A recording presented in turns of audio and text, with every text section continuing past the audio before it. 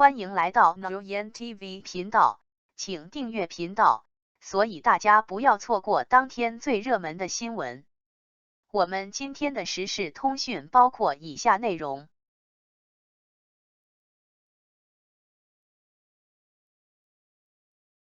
不要再替王一博感到遗憾了，事实上，他已走上男演员的另一条大道。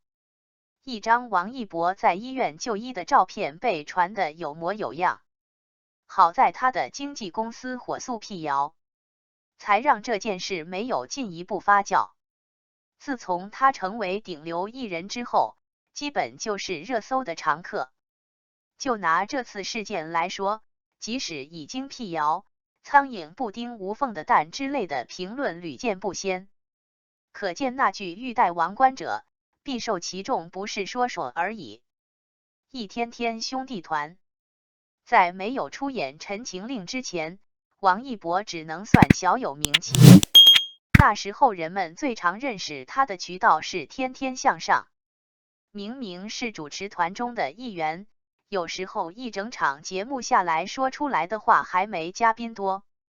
天天兄弟中，汪涵是定海神针，王一博是在经历了无数次的人员流动后，慢慢在其中固定了下来。他当时还不满20岁，话虽不多，时有精彩表现，就逐渐定位在了高冷的人设上。在加入天天兄弟之前，他隶属于偶像男团 UNIQ， 他们这个团没什么好机遇，歌曲都没发行机手。除了王一博，其余几人基本处于泯然众人的状态。所以说，娱乐圈红不红真是靠命。可以说天天向上对于王一博来说，有着里程碑式的纪念意义。那不仅仅是一个工作机会，每周一次和观众的固定问候，意味着王一博能渐渐打开知名度和国民好感度。要知道天天向上在那时期是可以和快乐大本营分庭抗礼的节目。随着他在节目中扎根越深，身上的闪光点也越来越多。不知不觉间，人们发现他不是单纯的高冷，只是话不多。一旦到了他擅长的环节，整个人都有股热血向上冲劲。他热爱舞蹈，舞蹈能力卓越，看他跳舞有一种赏心悦目、游刃有余的感觉。他喜欢摩托车、滑板的竞技项目，乐于挑战新事物。除了舞蹈这一项技能是他从小就接触的，滑板和摩托车都是从头开始学习的。他算是将自己的所学发挥到极致了。3项技能中有2项都上了衍生节目，一档极限青春，一档这就是街舞，圈到了一批忠实粉丝。这个时期，王一博已经出具了顶流的雏形，他差的是一个契机。这个契机《陈情令》带给了他，2单改剧让他一夜爆红。从加入天天兄弟到一飞冲天，中间间隔了2年。2019年暑假来临之际，王一博和肖战彻底点燃了那个夏天。在此之前，王一博已经开始涉足影视行业了。刚加入天天向上那会儿，他就和陈乔恩、佟大为合作了一部剧《人间至味是清欢》。他在里面意欲和陈乔恩大谈姐弟恋，不过都是相往有意，神女无心。这部剧中，他算是男二，是个不可一世的大少爷人设，带点中二的性格正符合他的年龄，演起来没有丝毫违和感。到了他的第2部戏《陪你到世界之巅》时，他又演了一个外冷内热、话少吃心的季相空，人设上已经无限向他本人靠拢了，演技依旧看得过去。不过这些都不如《陈情令》带给他的收获多。这本小说改编自墨臭同乡的小说《魔道祖师》，路人盘多到可怕。耽美圈的写手中有几位大大是封神般的存在，莫大就是其中之一。这部 IP 在影视化时就不缺热度，书粉中两极分化十分严重，有保持期待的，自然有反对的。陈情令借着这个光，首先就免了宣传这一点。后来这部剧传出要大改，要将其中一个女配角提到主角的戏份，很多人对此纷纷吐槽，这就导致剧未播，始终不缺关注点。关注的多了，自然会有人将目光放在主演身上。肖战饰演的魏无羡还好，王一博的蓝忘机在剧照放出时，不少人表示十分失望。他的长相远不如书中描写的那样芝兰玉树，身高和身材等方面也离纸片人差了不少。他先拥有的是骂声，等到剧真的播出后，反而触底反弹了。很多人一看，嘿，演得还不错，看得过去，然后越看越上头。一众主演的后期宣传也能跟上，上综艺合体撒糖，到处办活动，越来越多的人从 CP 粉变成伪粉。王一博成功出圈，3有匪让他更进一步，一部剧让他脱颖而出。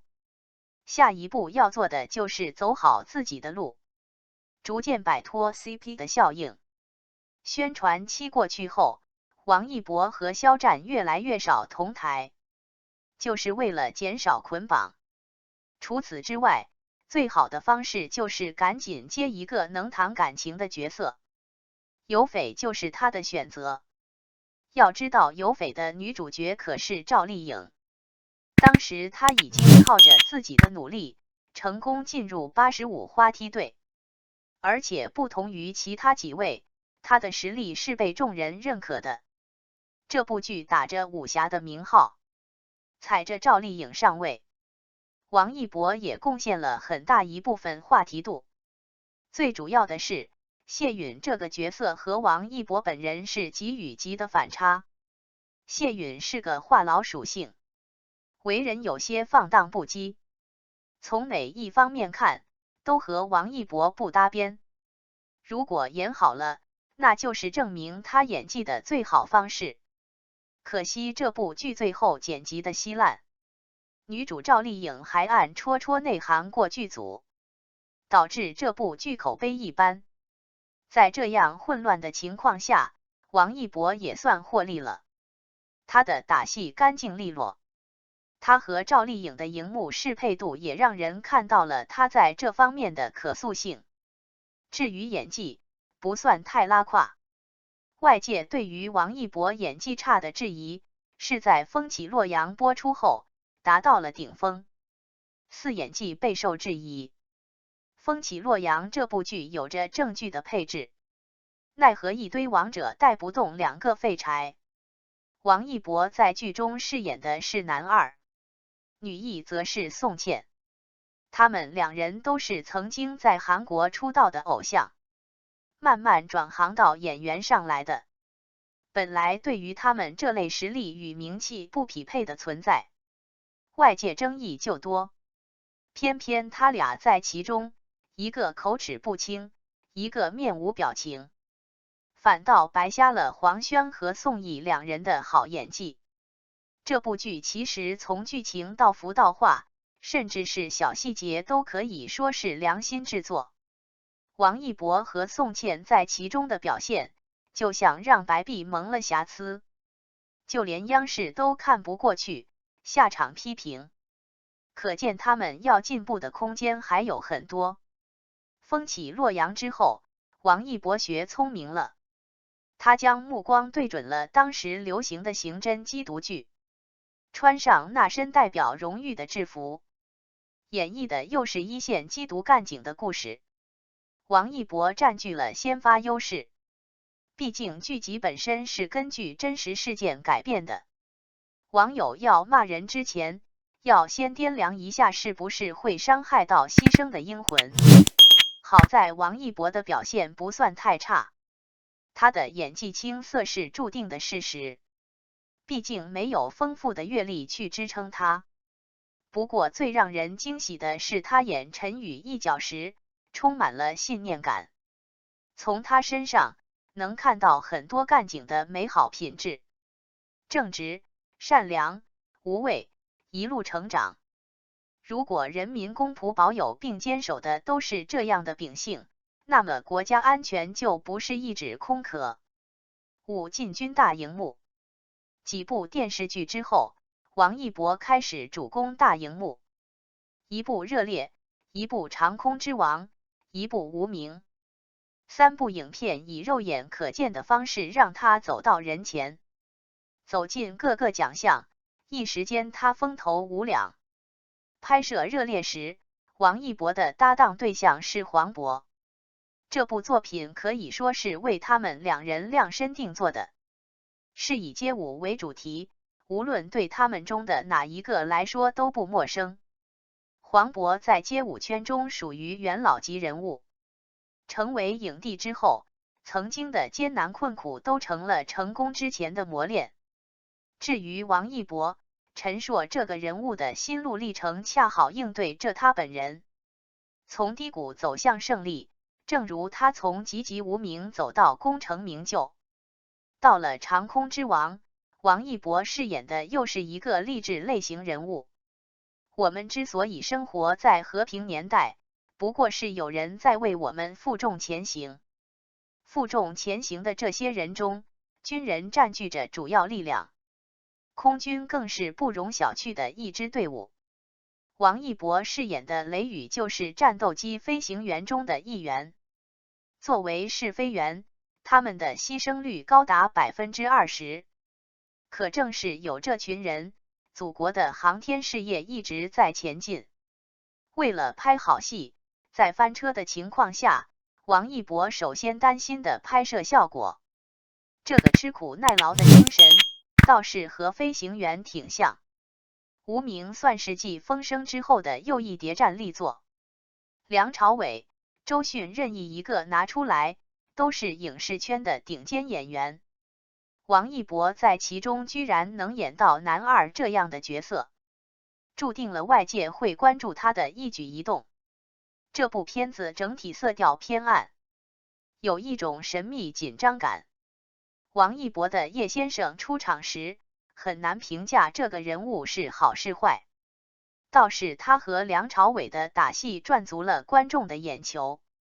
他在其中扮演着日本人的一把刀这样的角色，阴暗、疯批、嗜血都是他的一部分。实际上他算是卧底，正与邪的交锋在他一个人身上上演。